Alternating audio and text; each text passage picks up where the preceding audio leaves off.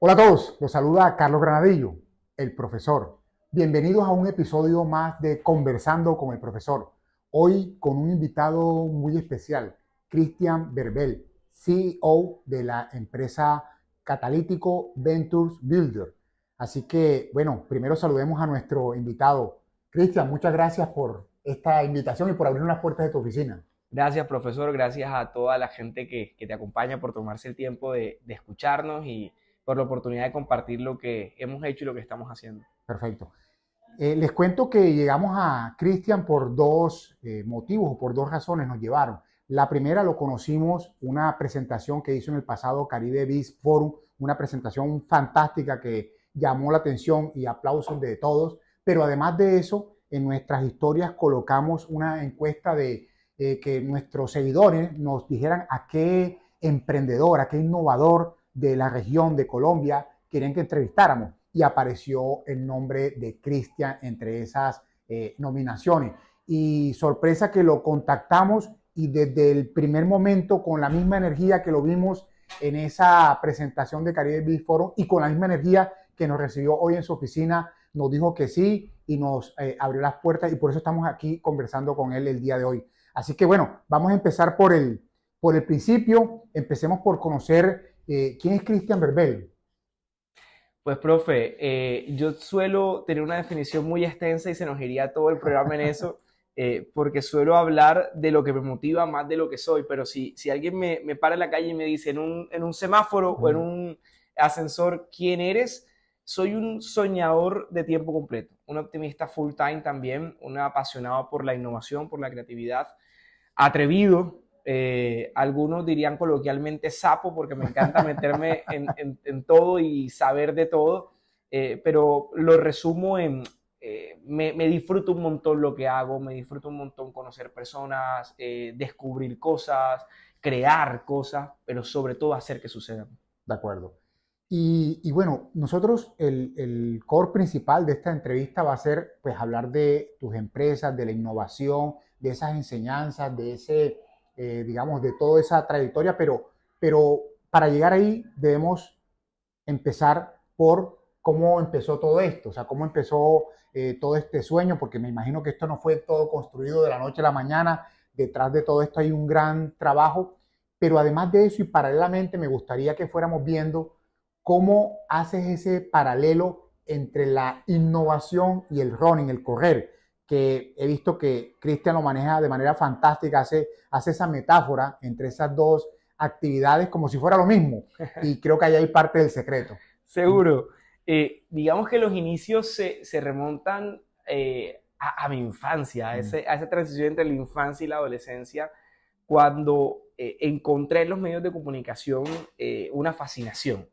Y muy temprano, cuando tenía 13 años, tuve la linda fortuna de coincidir con Ernesto Macausland, ya desaparecido, cronista y cineasta, escritor, multifacético comunicador, que se tomó el tiempo de formarme, que se tomó el tiempo de guiarme y de mostrarme, pues digamos, cómo el mundo de los medios tenía una magia especial en la transformación social, pero también en hacer veeduría del poder. Con Ernesto aprendí de radio, aprendí de cine, aprendí de prensa, aprendí de medios digitales, cuando apenas se hablaba de eso. Y entre los 13 y los 15 años fue mi mentor. Cada viernes, con el permiso de mi madre, iba y lo visitaba en Caracol Radio, donde él era director de noticias, y algún libro me mandaba a leer, alguna tarea o ejercicio me dejaba para la semana que me estaba formando. Y yo empecé a aprovechar esas interacciones con él para también conocer otros colegas u otros profesionales en el mundo de la radio, y me flechó la radio. Rápidamente me hizo un lugar en la radio deportiva, primero como cargacables, obviamente como todos los que arrancan así de forma empírica, luego contestando teléfonos. El ascenso fue, ya no cargaba cable en los partidos del Junior, sino que contestaba los teléfonos en la cabina y le pasaba el reporte en un papel al locutor que estuviese en turno. Y por ahí a los 15 años ya volándome todas las escuadras, porque eso fue por supuesto muy informal, empecé a colaborar con reportería algunas emisoras de AM, sobre todo en el mundo del periodismo deportivo, en Caracol Radio, luego en Emisor Atlántico, Y entre los 16 y los 18 años pasa algo muy bonito y es que empiezo a ver oportunidades de negocio. Y la primera que identifico es, hombre, ya los comentaristas y los cronistas deportivos están establecidos, tienen un nombre, lo de narrar no era lo mío, y me fascinaba la radio deportiva, entonces vi como oportunidad de que mis colegas pasaban gran parte del tiempo leyendo cuñas o leyendo los textos comerciales, y era como monotemático, el mismo señor que te comenta, te lee los comerciales, y yo decía, no, aquí hay que darle dinamismo a esto, y empecé a grabarles por cortesía, por iniciativa propia, los comerciales y se los llevaba en un DVD, y más de uno me dijo, oye, me decían Harry Potter en esa época, oye Harry, está chévere esto, lo voy a sonar, y me llenaba el corazón que yo pasaba el dial y me escuchaba en una emisora y me escuchaba en otra, y decía, bueno, no me dejan hablar en una, termino hablando en todas. Y eso se volvió negocio porque entonces ya me decían los colegas, Chris o Harry, le vendí una publicidad a esta marca, grábame este comercial, dame 3 versiones para que el cliente apruebe, y era muy bonito ver cómo los colegas me enseñaban entonación, me enseñaban dicción, al tiempo que me contrataban y me daban trabajo me iban formando. Me hice con un estudio de grabación en mi casa, terminé montando una pequeña productora de temas de audio, y ese fue mi primer negocio. Entre los 15 y los 16 años empecé a facturar y a tener, pues digamos, para invitar a las amiguitas y lucirme en el colegio, pero también para seguir yendo a los medios, aprendiendo, involucrándome. Pues después de eso vino una cosa muy bonita ahí mismo, y es que empezamos a empaquetar la grabación de esos comerciales con el desarrollo de páginas web.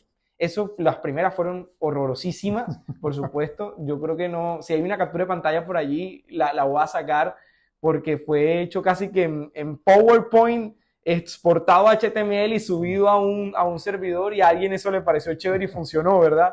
Y por casi 4 años, profe, por casi 4 años alterné la producción audiovisual y el desarrollo de sitios web para marcas locales, y con la actividad periodística que pues la ejercí después ya de forma más profesional y de forma más ordenada. Dando material, ahora que tocaste el tema de Ernesto Macaulay, encontré que él te llamó de manera cariñosa un ratón inquieto, que yo creo que digamos, encapsula, digamos, esa inquietud tuya de estar aquí y allá y meterte en una cosa y en la otra. Él lo identificó y de manera, digamos, cariñosa te llamó así, ¿cierto? Tal cual. Ernesto fue quien me bautizó como Harry Potter. Nunca entendí por qué.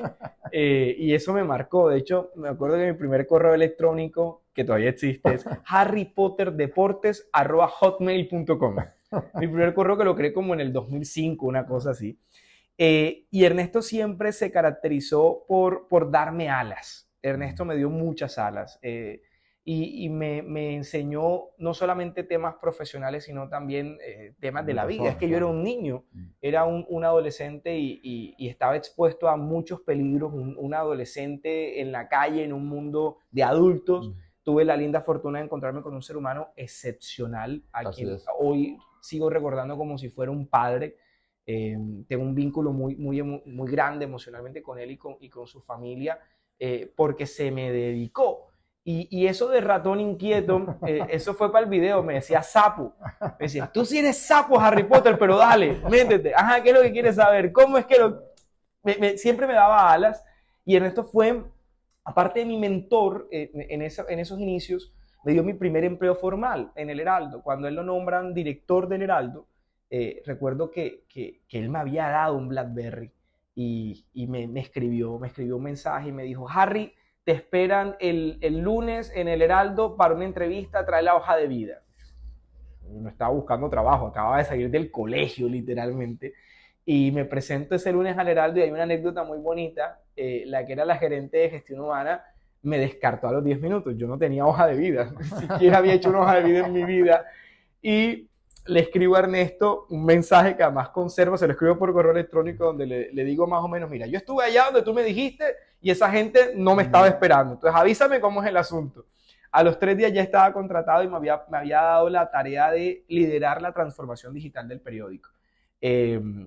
No de una forma estructurada, yo creo que ninguno de los dos tenía un plan en ese momento, pero bastó que nos juntáramos un par de veces y que trabajáramos incansablemente por varias semanas para estructurar un plan que después nos llevó a ser del Heraldo el medio digital más visto de la región y el cuarto más visto de todo el país. Transformamos esa redacción que era meramente de papel, una redacción convergente. Hicimos la transición de un portal web estático a un portal web 2.0 en ese momento. Abrimos junto a un equipo maravilloso que se contrató las redes sociales del periódico. Luego lideramos todo el proyecto de monetización, porque no era solamente hacer contenido y captar audiencia, sino monetizarlo. Entonces, McCausland es y será un hito y un bastión importante en mi vida profesional y personal, porque confió, fue la primera persona que me vio, la persona que confió en mí, y muchos de los comportamientos y de las formas de ver en la vida se los aprendí en gran medida, Ernesto, a ese gran mentor y líder que la vida me regaló. Correcto.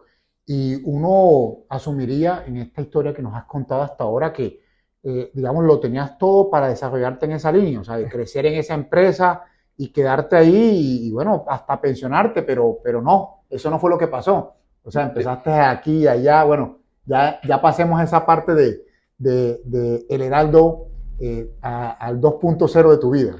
Maravilloso, profe, porque fíjate que siempre me preguntaba, ¿mañana qué? Yo he sido muy, yo no diría ansioso, sino procuro anticiparme y proyectar en el tiempo. Y El Heraldo fue una historia de casi 10 años en la que ocupé todas las posiciones posibles.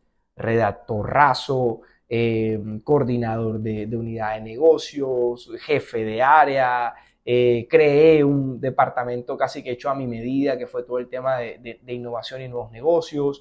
Los accionistas y los directivos confiaron un montón en mí para ser tan joven. Mi primera gerencia fue a los 20 años. Tenía más de $1 millón de presupuesto a cargo cuando recién estaba estrenándome la cédula. Y siempre traté de dar lo mejor, de crear la siguiente solución, de llevar a la compañía al siguiente proyecto, en una industria completamente amenazada, en la que todos los días las noticias eran: los periódicos van a desaparecer, digital no da plata, las redes sociales reemplazarán a los medios. Dimos la pelea y creamos 5 unidades de negocios que la mayoría de ellas hoy le siguen generando valor económico y reputacional a esa compañía que la quiero tanto, por supuesto. Pasé gran parte de mi vida y un tercio de mi vida la pasé en el Heraldo. Y pasó que empecé a darme cuenta que lo que me gusta es crear nuevas fuentes de valor. Y desde el periodismo, por supuesto que agregaba valor, me estaba saliendo bien, pero sucedieron dos cosas importantes. La primera, que generar audiencias, crear contenidos no estaba siendo coincidente con el ingreso. Y los accionistas dijeron, bueno, este proyecto se le invierte un dinero importante, sí, muy linda las cifras de audiencia, pero la monetización, ¿qué? Y es que esa industria, la de los medios de comunicación, aún hoy ha estado amenazada permanentemente. Yo recibía correos electrónicos, newsletters que decían: en un año no habrá periódicos en Francia, en 2 años Alemania deja la impresión de ejemplares. Lo más cercano a Argentina escasea el papel por la crisis económica, entonces los medios empiezan a renunciar. Yo decía, ¿qué día va a pasar esto acá? Y yo era el responsable de la transición. O sea, había 200 y pico de personas trabajando en un ejemplar o unos ejemplares de papel todos los días, y un grupo de 15 o 20 liderados por un pelado de 20 años eran los responsables de que la tierra estuviese firme para cuando la transición se diera. Naturalmente el reto había que afrontarlo con toda y pasé al lado, decían en el periodismo, al lado oscuro de la fuerza, al lado de la administración. Empecé a estudiar management, a formarme en ese sentido, y asumí un rol mucho más integral como gerente del negocio y de la estrategia y del negocio digital. Empezamos a monetizar, por supuesto, esas audiencias y a crear, como lo dije más temprano, nuevas fuentes de negocio para la compañía, no solamente en digital, sino también en proveeduría a terceros, en temas de infraestructura. Creamos más productos en impreso y en digital, fortalecimos el impreso hasta que llegamos a ser, pues, digamos, los responsables máximos de la estrategia corporativa. Y en ese justo momento veía que podía hacer más, que había mucho más camino, que había mucha más tela por cortar, pero ya no necesariamente dentro de la industria editorial. Y empecé a ver en el emprendimiento, pues digamos, el sex appeal que probablemente ya la industria editorial no veía, no solamente en negocios afines al mundo de medios, pero no fue fácil, Carlos, y tú lo decías al principio, dar ese salto. El Heraldo fue una tremenda escuela, fue la base, por supuesto, para muchas de las cosas que hemos construido hoy en día, a pesar de que estamos en sectores totalmente distantes al de medios de comunicación. Pero allí, justo en ese momento, cuando estaba en mi mejor momento en el Heraldo, decidí cambiar de enfoque, pero no se me dio tan fácil porque llegó una oferta tentadora y seguí en medios, pero ahora ya no en medios locales, sino en medios nacionales. Y por allí pues nos fuimos un par de años a trabajar en Canal 1, otro tremendo proyecto que tocó hacerlo prácticamente de cero porque había una marca de más de 50 años de tradición, pero un nuevo formato, una nueva apuesta, nuevos inversionistas, otra vez el desafío yo dije, bueno, me fui de prensa, algo de vida les queda y hay nuevas fuentes de ingresos. Llegó a televisión, que ahí está toda la torta publicitaria, aquí voy a estar más tranquilo, va a haber presupuesto para invertir, para traer talento, el talento correcto, para innovar, va a haber más tiempo para oxigenarnos. ¿Qué va? A los 2 meses que llegué, nos encontramos con que los dos canales principales de Colombia habían hecho un acuerdo restrictivo a la libre competencia y los anunciantes no le compraban pauta al Canal 1. Entonces, todo lo que parecía que iba a ser un periodo, pues digamos, de más construcción, de más innovación, otra vez fue una bicicleta no estática, pero sí bastante difícil de mover. Ya. Ok, bueno, entonces hasta ahora nos quedan para mí dos mensajes, en esta descripción que nos has hecho. La primera es esa inquietud, esas ganas de aprender desde lo práctico, de meterte, bueno, tú lo has descrito como ser sapo, pero es básicamente aprender y meterse en el negocio que te gusta. Y lo segundo es, y la verdad, yo te veía muy cómodo en una empresa con un cargo, no me imagino eso, ser gerente a los 20 años, seguramente de gente mayor que uno, y eso crea cierto choque generacional, pero no te quedaste ahí, encontraste como decías ahorita, tu razón de ser en crear empresas. Entonces, ¿cómo empezó ese tema del emprendimiento? Sí, digamos que las conclusiones que sacas hasta ahora son supremamente pertinentes. La primera, que es atreverse. Yo creo que uno no debe quedarse con la ganas de nada. Es fundamental equivocarse rápido y barato. Lo digo siempre. A muchos amigos en el mundo corporativo les parece una herejía cuando yo digo eso. Pero yo lo dije en Caribe Biz y lo repito hoy, no es lo mismo equivocarse con el bolsillo de uno que equivocarse con el bolsillo del mister. Yo me he equivocado con mi bolsillo, con la hipoteca de la casa, como siempre digo. Pero en ese atreverse, en ese probar, por supuesto, con los fundamentales, con lo correcto, mitigando riesgos, informándose, rodeándose de la gente correcta. No hablo de folclorismo ni mucho menos. Y luego, el tema de ser inquieto, mira, yo por naturaleza, yo me levanto a las 5 de la mañana y empiezo a revolotear y son las 9:30 de la noche y todavía estoy buscando qué hacer. Eso yo creo que es un tema natural. Y así igual he sido en mi vida profesional. Eso no quiere decir que arranque cosas que no termino o que me meten muchas cosas al tiempo solo por meterme. Trato de ser bastante juicioso. Sí estoy en muchos frentes al tiempo, pero me rodeo de la gente correcta. Yo creo que eso también es fundamental. Siempre he contado con la bendición de tener un mentor o un líder al que he escuchado, al que he seguido y del cual me he apalancado, pero también he tenido la buena fortuna y diría yo el buen ojo de elegir los equipos correctos. Nunca he trabajado solo. Soy un convencido, además lo dijiste ahorita, de esa mezcla entre experiencia y juventud. Pocas veces he tenido gente menor que yo a cargo. Todavía sigo siendo el joven de la sala en casi cualquier escenario.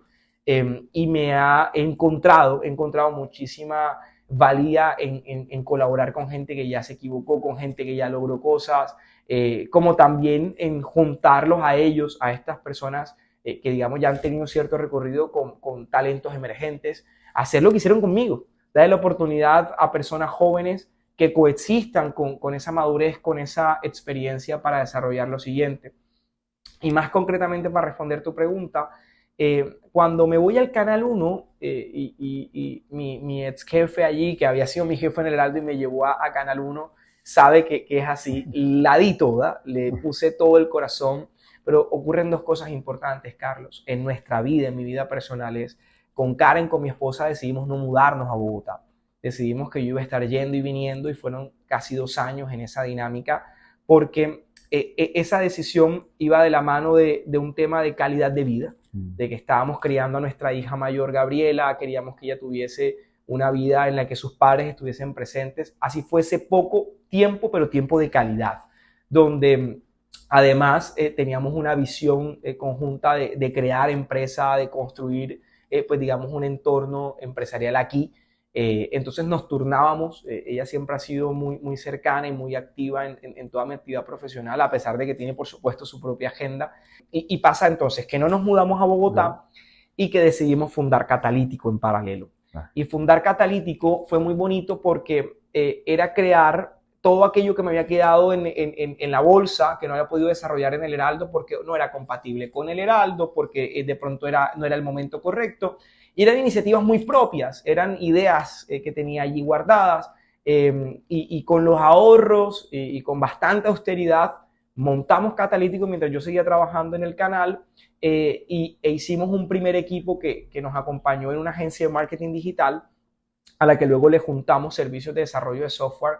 Y mis primeros clientes eran algunos anunciantes que ya me conocían, que estaban necesitando que les montaran su estrategia digital de captación de clientes, de prospección, de cierre de ventas en esos entornos. Y esos mismos clientes me empezaron a decir, oye, yo no tengo este software o me falta aquello, o nosotros empezamos a descubrir con consultoría que les faltaba alguna cosa, y pues empezó a darse una atracción muy bonita con esa vertical de negocios, que luego pues un par de años después la vendimos porque no teníamos el tiempo y la dedicación que merecía, y es un negocio que requiere mucho de la persona, del profesional, y pues para hacerlo escalable era complejo. Luego nos quedamos sí con el tema de desarrollo de software, y ahí somos proveedores de muchos medios de comunicación, somos proveedores de empresas de servicios públicos, de empresas de telecomunicaciones, del sector financiero, con soluciones de software como servicio. Luego, antes de la pandemia, y esto ya se empieza a poner el caramelo a mordiscos, porque eso iba andando bien, pero todavía no como para dejar el trabajo, ¿verdad? No como para dejar de mirar la cuenta el 30, no se podía.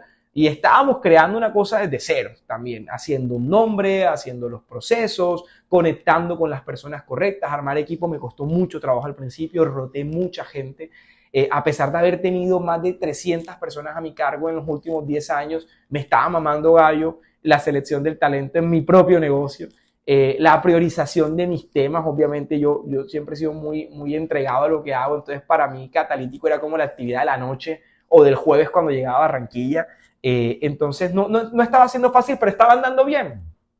Y sucede que en esa prestar servicios a terceros, en conectar con mucha gente, vuelvo a conectar con un grupo de personas a las que había abordado un par de años atrás, que estaban en el sector asegurador, y les empezamos a hacer un acompañamiento estratégico, y detectamos rápidamente que teníamos 2 ventajas competitivas en las que realmente agregábamos valor.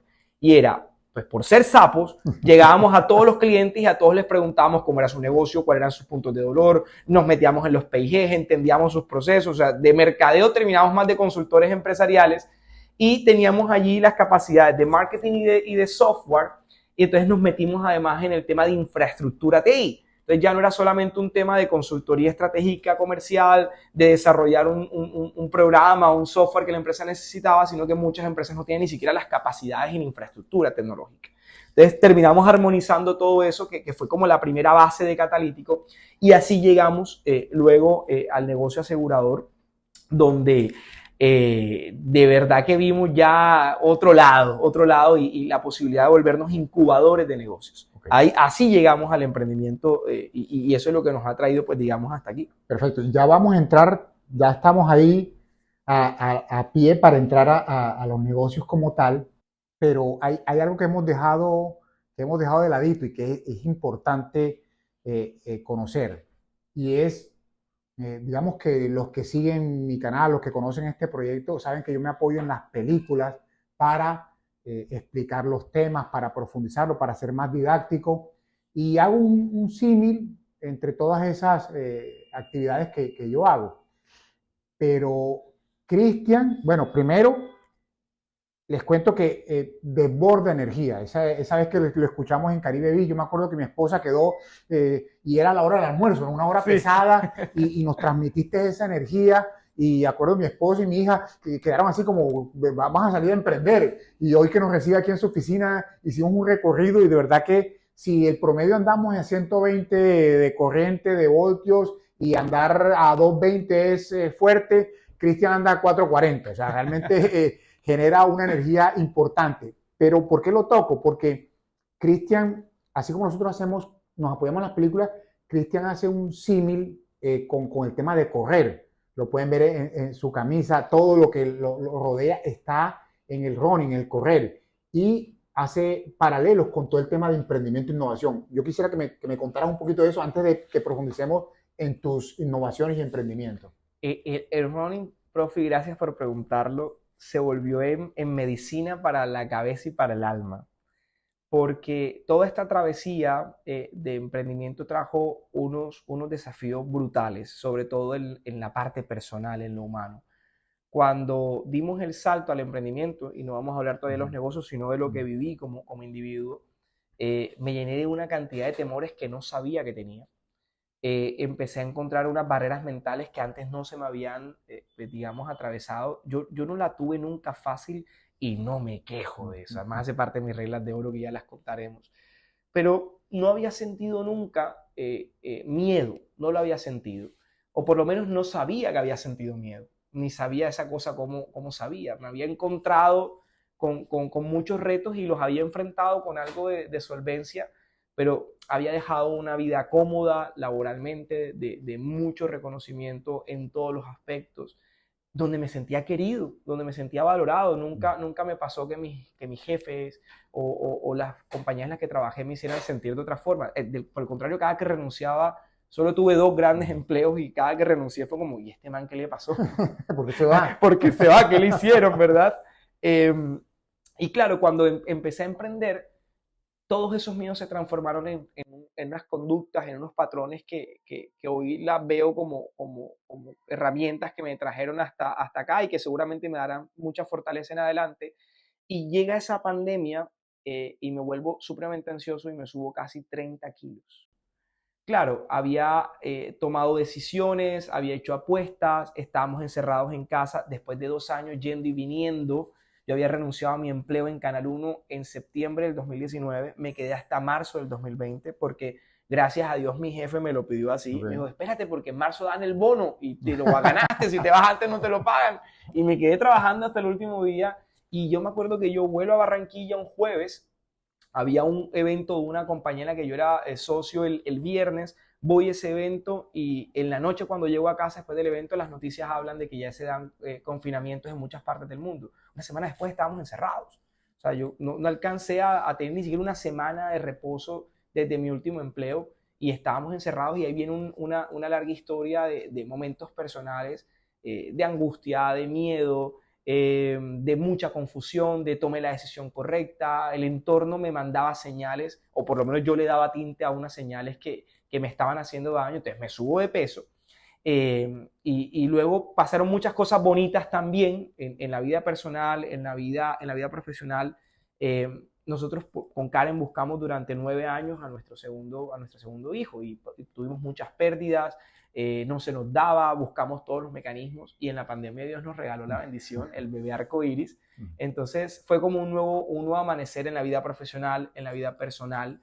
Reconecté con mi gente, reconecté con mi esposa, con mi hija, porque a pesar de que yo venía cada semana, se va rompiendo también ese vínculo. La cadena estira, pero no tanto, ¿verdad? Entonces ese año y medio que estuvimos en casa fue muy lindo, pero ya venía precedido por esta ansiedad, por estos miedos. Y cuando empezamos a tener algo de soltura del COVID y que las cosas en el mundo del emprendimiento empezaron a funcionar ya de forma más automática, ya no requerían 16 horas diarias, sino 14, empezamos a ver que había que mejorar la calidad de vida, los hábitos alimenticios. Me llené de algunas enfermedades que por fortuna fueron pasajeras y cambiamos decididamente nuestros hábitos alimenticios en conjunto, Karen y yo, además porque fue lindo porque mi esposa y yo decidimos, pues ella salió del embarazo, yo estaba ya decidido también a dar un giro y la primera que arranca a correr es ella, que es más loca que yo, entonces había que seguirle el paso. Y empezamos a cambiar los hábitos alimenticios, a correr y yo dije, mira, este tema del running requiere exactamente lo mismo que el emprendimiento. Determinación, cabeza. Está definitivamente en la cabeza. Esa determinación, esa valentía, esa decisión, la tenacidad que se requiere para emprender, la requiere para correr. Y yo he estado corriendo toda la vida, pero sin saberlo, metafóricamente. O sea, me he volado un montón de escuadras, he ido a ciento y pico De en 0 a cada 100 cada cosa, de rato. 0 a 100, así digo yo. Bueno, dice el equipo, que contigo es de 0 a 100 en un segundo y tú pretendes que uno coja en el aire las cosas. Pues sí, Sí. así como salen de la cabeza, así mismo hay que cogerlas. Y el paralelismo lo encuentro, profe, y a los espectadores, en que el running es de cabeza. Eh, la, la, la, eh, la loca, como le dice Karen, hay que saberla controlar. Y en el emprendimiento te pueden pasar muchísimas cosas que te desanimen o que te hagan creer que ya lo lograste. Y si no tienes tú el control, pues te va a llevar o al lado opuesto de lo que estás buscando o te va a sacar adelante.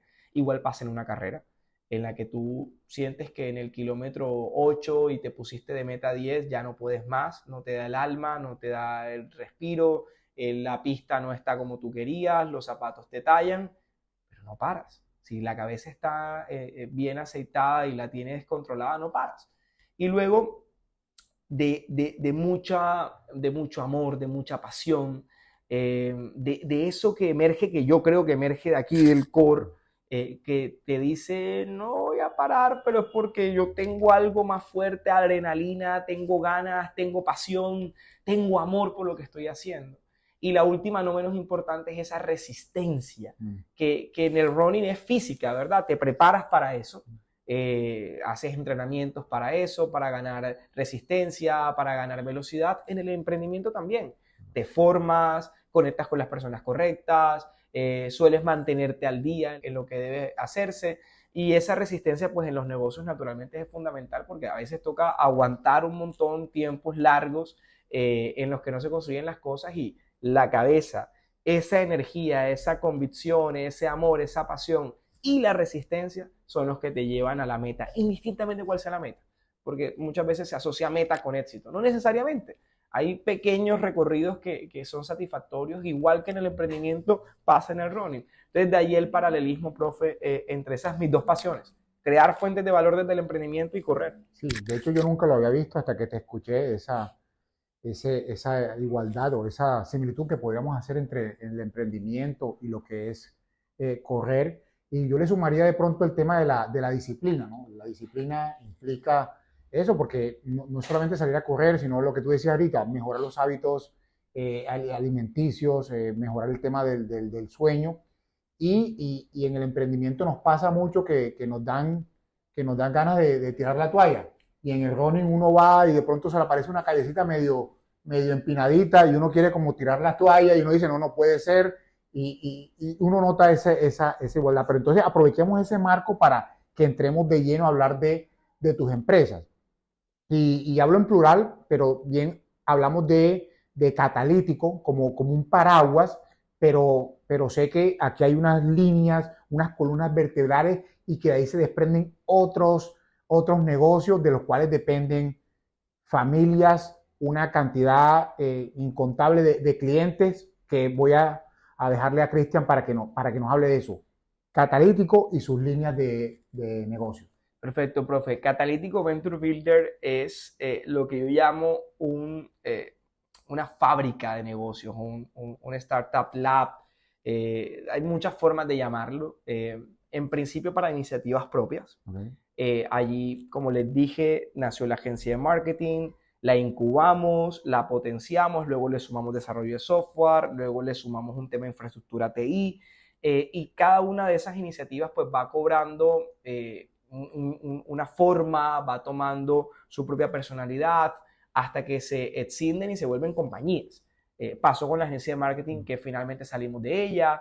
El negocio de software y infraestructura TI se mantiene como una empresa que se emana de Catalítico y que además es una fuente muy importante para los demás negocios porque está integrada verticalmente. Luego nos metimos en el negocio asegurador, ahí hicimos una inversión importante comprando una participación de una empresa madura, pero que necesitaba transformarse digitalmente y apropiar unas buenas acciones en temas de marketing y ventas. Luego, inorgánicamente, seguimos creciendo en el sector asegurador, que hoy es uno de esos vectores. Yo diría que en Catalítico tenemos tres grandes vectores de negocio. El primero, que es todo el de bienestar y protección, que está bajo la sombrilla de Mutuo. En Mutuo hay tres compañías especializadas en el sector de seguros masivos. Ahí trabajamos en un propósito hermosísimo, que es el cierre de brechas sociales y la mejora en la calidad de vida de las personas desde las soluciones financieras de los seguros, con más de 1 millón de asegurados en todo el país y cerca de 60.000 millones de pesos en siniestros pagados en los últimos 2 años a cerca de 12.000, 13.000 familias. Luego tenemos un modelo de gestión o un TPA, le llaman en el sector, que es una compañía que le presta servicios en marca blanca a todo el sector asegurador. Servicios comerciales, de postventa, operativos. Es decir, somos una solución en marca blanca de punta a punta para el sector asegurador. Y en la tercera, no menos importante, que es una de esas nuevas iniciativas, es nuestra marca propia, nuestro producto propio, en el que ya no solo somos el broker, el creador, el determinador y gestor de los negocios con grandes marcas nacionales pues de alto impacto social, ni el proveedor en marca blanca para las aseguradoras, son dos vectores importantes dentro de Mutuo, pero el tercero para mí lo es todo y es nuestra apuesta por ser nosotros el seguro, por ser nosotros el producto. Y arrancamos con soluciones de salud y con soluciones de previsión exequial. Fue un proyecto que iniciamos el año pasado que nos llena de mucha satisfacción porque está creciendo a muy buen ritmo. Allí le estamos llevando a las personas productos de aseguramiento y de prevención y de bienestar sin letra chiquita, sin costes ocultos y a precios que realmente pueden pagar con unas soluciones que hoy ya nos tienen, pues digamos, en varios departamentos del país. Entonces, esa vertical Mutuo, que es todo el tema de protección, de bienestar a personas, principalmente centrada en aquellas personas que no son objeto del deseo para la banca, que no son objeto del deseo para las aseguradoras clásicas, nosotros vamos por ellos. Y eso nos ha generado, pues digamos, una serie de ventajas competitivas y somos el único jugador en nuestra categoría en el país, reconocidos por las principales compañías de seguros de la región en América y en Colombia como un gran dinamizador de los seguros inclusivos. Luego, el otro vector es el de servicios a terceros, donde nosotros proveemos capacidades a diferentes compañías. Tenemos clientes en el sector de gobierno, utilities, medios de comunicación, compañías de telecomunicaciones, a las que les proveemos estos servicios que mencioné más temprano de software, de infraestructura tecnológica, de contact center y BPO, de externalización de diferentes procesos claves para estas organizaciones en esos sectores. Y la tercera, que es otra de esas que a mí me gusta mucho, porque también trabaja en el empoderamiento y en el cierre de brechas sociales, es la de financiación. Y ahí nos juntamos con grandes medios de financiación a nivel nacional para conectar la oferta con las soluciones de financiación. Ahí tenemos en WePay, que es una de nuestras marcas, un marketplace, temas de electrodomésticos, tecnología, inclusive motocicletas, que se venden financiadas a través de medios de financiación no bancario. Y nuestra última apuesta en ese segmento fue la creación de Netcare Finance, que es una solución de crédito para procedimientos de salud y para servicios de bienestar. Única en Colombia, la banca comercial, pues naturalmente tiene sus líneas de crédito tradicionales y las líneas de libre destinación, pero no había hasta ahora una solución de crédito amigable, flexible y de fácil adquisición para procedimientos médicos y de bienestar. Allí además es preciso agradecerle al tejido, digamos, empresarial y gubernamental que se ha fortalecido mucho en el Atlántico, porque la Cámara de Comercio de Barranquilla, a través de una convocatoria que se llama Atlántico Acelera, vio en ese proyecto, pues digamos, mucho potencial. Allí la Cámara de Comercio, con recursos del Fondo de Regalías y la Gobernación del Atlántico, nos apalancaron en la mitad de los recursos que necesitábamos y justo por ese proyecto levantamos capital privado. Fue la primera vez que fuimos a buscar capital privado, todo lo demás lo hemos hecho con bootstrapping y salió muy bien porque colocamos unos cientos de millones importantes en créditos a personas de estrato 1 y 2 del Atlántico, donde lo principal para lo cual prestamos dinero, yo pensaba que la gente iba a venir a hacerse tratamientos estéticos o que iban a pedir prestado para procedimientos, digamos, un poco más banales y que no está mal, pero yo me imaginaba que iba a ser más por allí. Carlos, hicimos más de 200 créditos para lentes, para un tema tan elemental como que las personas tengan sus gafas para vivir y para trabajar. Nos encontramos con casos de personas que sí, el sistema de salud les da los lentes, pero no tienen, digamos, la protección UV, no tienen el tema de progresivo, o las monturas, pues digamos, cuestan un dinero importante. Y ahí nosotros logramos pues empoderar a las personas dándole crédito, diciéndoles que sí para esto, como también muchos temas de mejora de la calidad de vida, desde conseguir una mejor sonrisa. Y no hablo de un tratamiento de estos estéticos pomposos, no, reemplazar una pieza dental, hacer una corrección en las piezas, hasta temas tan elementales como la limpieza dental, que muchas veces la gente procrastina y lo aplaza porque el día a día no les da. Entonces ahí nosotros le decimos sí a la gente.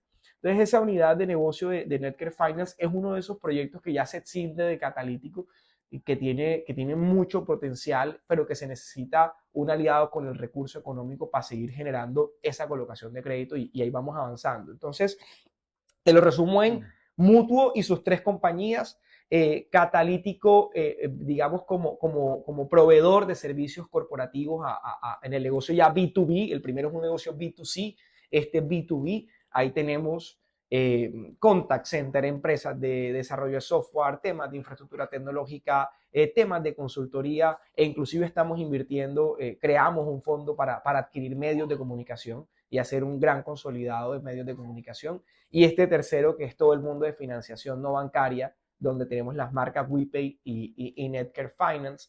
Y olvidé mencionar en el primero que también incursionamos en el negocio de salud con nuestra plataforma Dini, que es una plataforma de telepsicología y que pronto tendrá otras especialidades, con la que inclusive vamos a empezar a exportar servicios a varios países. Así que ese es el ecosistema, son 5 compañías, 11 unidades de negocios, 300 colaboradores directos, más de 50 indirectos, y un universo de más de 1 millón de clientes en Colombia, principalmente en lo que tiene que ver con seguros y programas de bienestar.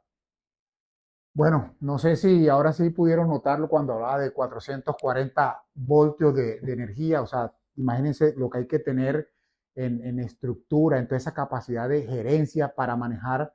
Él lo acaba de resumir, Cristian, las tres unidades, la de bienestar, la de catalítico para servicios a terceros y la parte de financiación, que involucra a 5 empresas y a 11 unidades de negocio. Todo creado por Cristian, por su esposa, por todo ese equipo que él lo ha mencionado, que le ha servido para construir todo esto. Pero hice este resumen para reforzar la idea de Cristian, porque para mí es emocionante ver eso que yo soy muy académico, muy de libros, muy de dar clases, pero ver esa teoría que está en los libros de esas estrategias horizontales de crecer en varios frentes, pero además de eso, esas estrategias verticales de volverte tu propio proveedor o volverte tu propio distribuidor, o sea, crecer en ambos sentidos. Uno lo ve en la práctica aquí, en esta empresa, resumido y aplicado a la vida real. O sea, uno ve que la teoría funciona y normalmente uno se casa con alguna de ellas, pero Cristian le ha apostado a todas estas estrategias y hoy en día cuenta con este ecosistema de manera exitosa, impactando a toda esta gente que nos has comentado. Yo, si te entendí bien, son más de 300 personas que trabajan contigo, son 300 familias y más de 1 millón de clientes que se ven beneficiados con tus servicios. O sea, estamos hablando de unas cifras importantes de una empresa caribe, una empresa colombiana que de pronto particularmente es lo que más me enorgullece. Eh, bueno, digamos, esto da para que hablemos de cada una de esas empresas y revisemos todo el tema de cada una de ellas, pero vamos a concentrarnos en dos cosas. La primera es los empresarios. Uno escucha las noticias, uno escucha uh, digamos, de los cambios que ha habido en los últimos años y principalmente en este 2023, y uno escucha principalmente quejas y de alguna manera incertidumbre, pero lo que vemos en tu caso es que sigues proyectándote, sigues creyendo, sigues apostándole a la incubadora para nuevos negocios. Entonces me gustaría como conocer tu visión de este año, lo que está por venir para nosotros, ¿no? Profe, mira, tengo dentro de mis reglas de oro y ya hablaremos de eso, no quejarse ni victimizarse, pero a veces se la pone uno difícil. Este entorno macroeconómico, porque no hay que desconocer que el mundo está pasando por unos cambios importantes, hay un reajuste global en los mercados que, pues, por supuesto, economías como las nuestras se ven impactadas, pero también lo que pasa en el asunto doméstico no es menos importante. Este año hemos sufrido en varios de nuestros negocios dos cambios normativa. Hay un par también de ajustes en leyes que pueden también revolcarnos y las hemos abrazado como oportunidades. Al principio, por supuesto, que generan miedo, que generan crispación. Las mesas, digamos, de consultoría que tenemos en la compañía nos dicen, Cristian, aguanta aquí, Cristian, controla acá, abstente de esto. A muchas les hago caso, a otras sencillamente les hago el quite, ¿verdad? Mitigando los riesgos.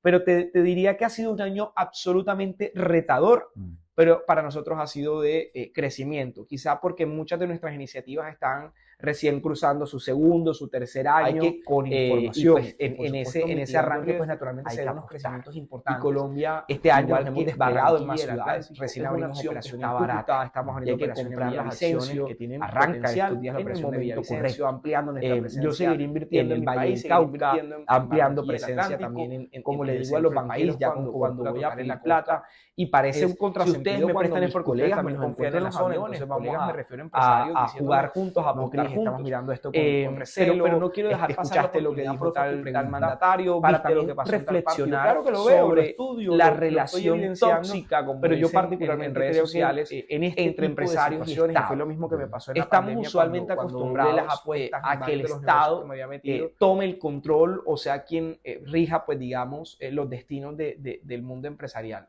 Y cuando digo acostumbrarnos, no quiere decir que los empresarios nos hayamos quedado quietos o se queden quietos esperando qué pasa con el gobierno, sino que usualmente esa expectativa, esa parálisis por análisis y ese miedo que genera la medida o las medidas estatales que naturalmente impactan los negocios, terminan, digamos, cortando velocidad y quitándole potencial a muchas iniciativas. Yo, por el contrario, creo que tenemos que abrazarlas, que tenemos que entenderlas y sacar partido de ellas.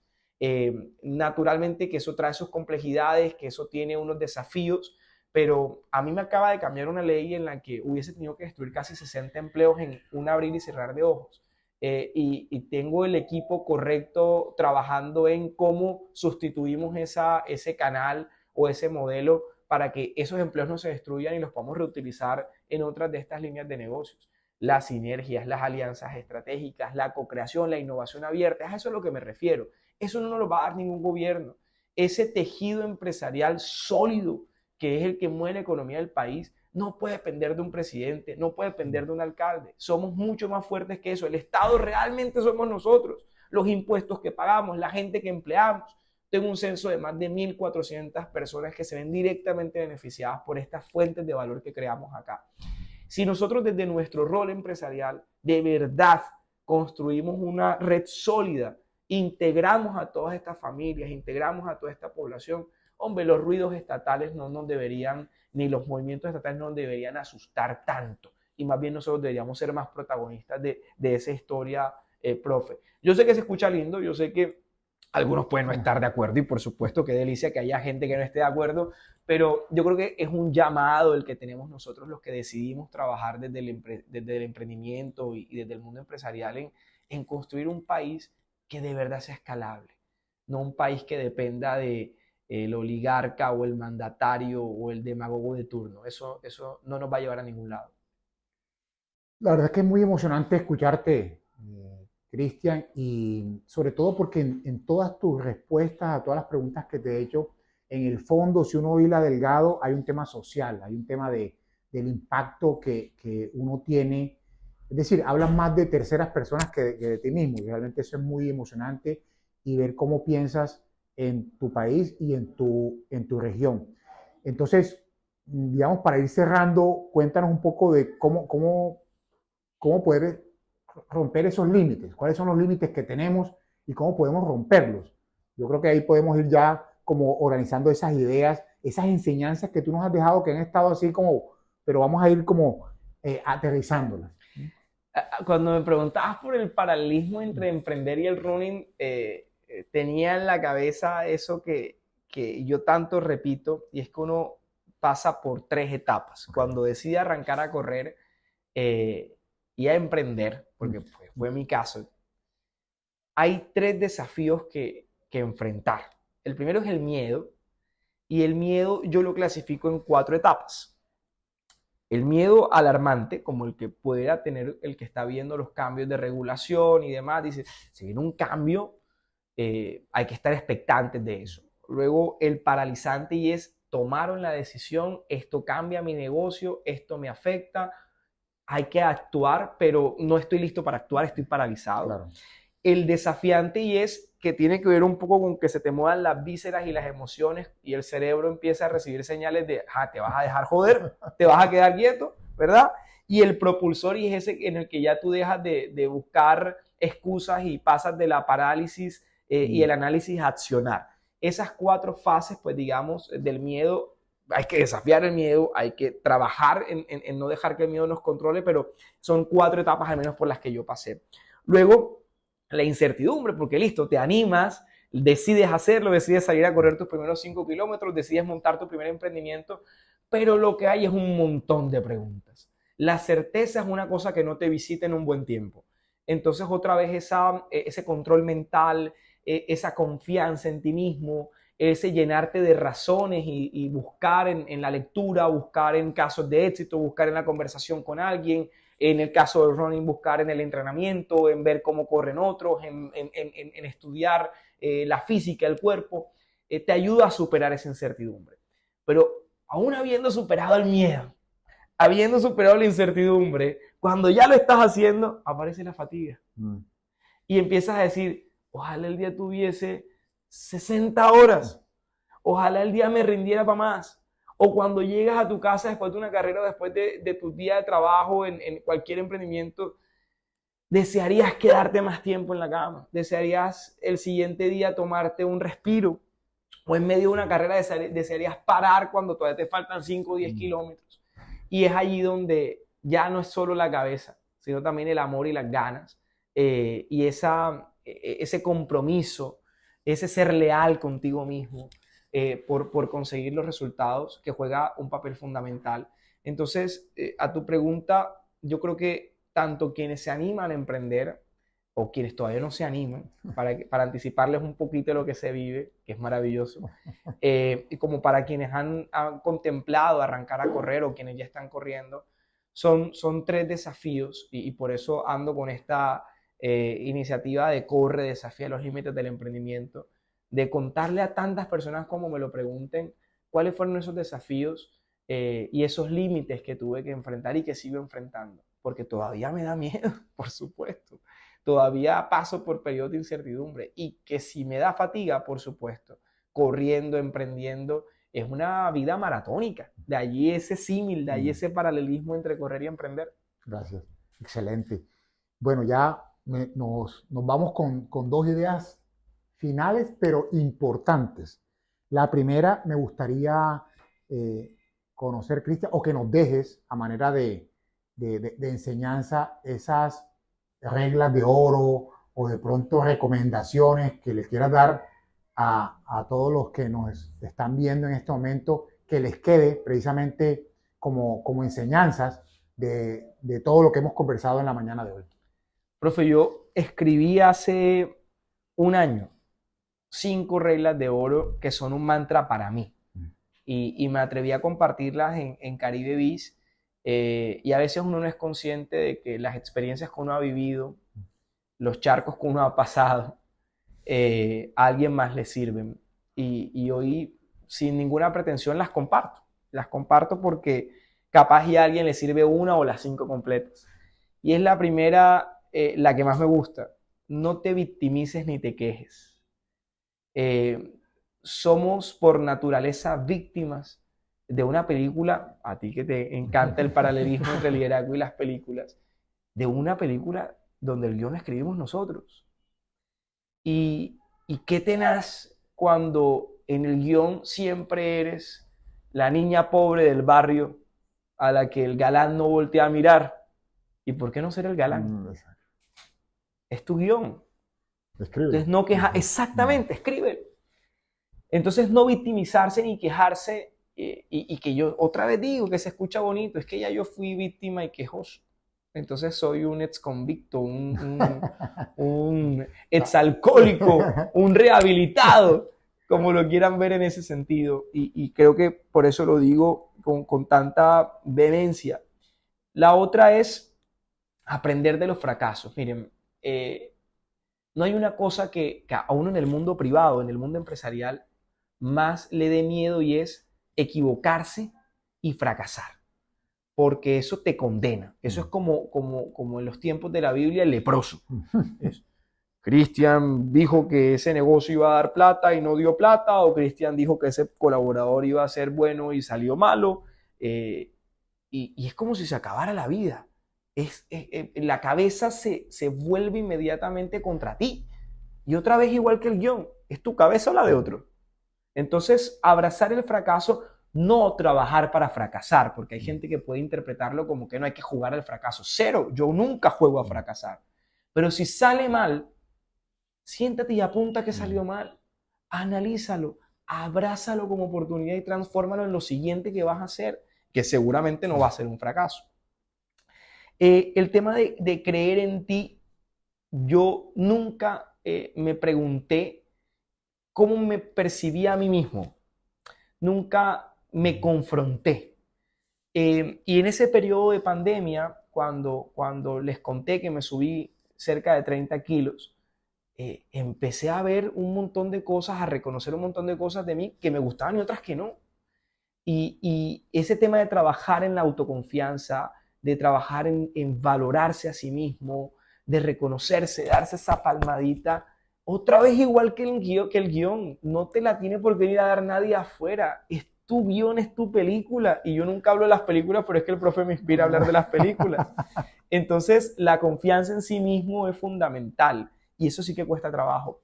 Y sabes, de eso un paréntesis, gracias a ese punto creé Vini, creé esa solución de telepsicología para, en principio, dárselo a todos mis colaboradores y su familia. Yo tengo psicólogos clínicos de base en la operación, gratuitos para mis colaboradores y su gente, porque el tema de la salud mental es la única pandemia en la que ningún gobierno ha tomado decisiones y en la que las personas no han tomado acción sobre sí.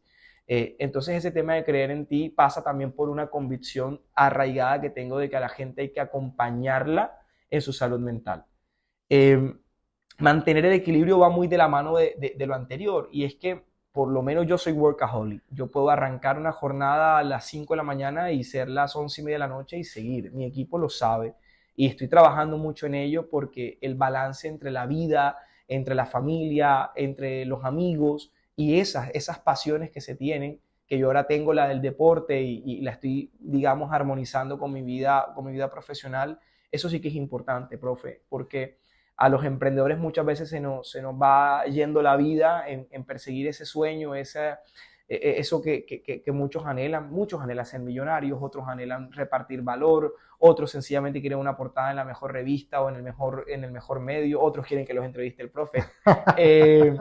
Y a uno se le va perdiendo la noción del tiempo, de la vida, de la gente, y pues el equilibrio es fundamental. Y la última, no menos importante, es la innovación constante. Ese ser, yo digo que ser sapo, ese querer saber, ese querer probar, contrastar, combinar metodologías de una cosa con la otra, va muy en armonía con lo que dije más temprano de atreverse, ¿verdad? Innovar. Miren, la innovación viene en cualquier dirección. No hay que buscar la innovación solamente en los libros, no hay que buscarla solo en los líderes de la categoría, no hay que buscarla en las personas más exitosas. Eso lo aprendí en el periodismo. Las buenas historias y las buenas cosas llegan cuando no las estás buscando. pero si las buscas, capaz y le sacas más provecho. Y eso pasa con las buenas historias y pasa con la innovación.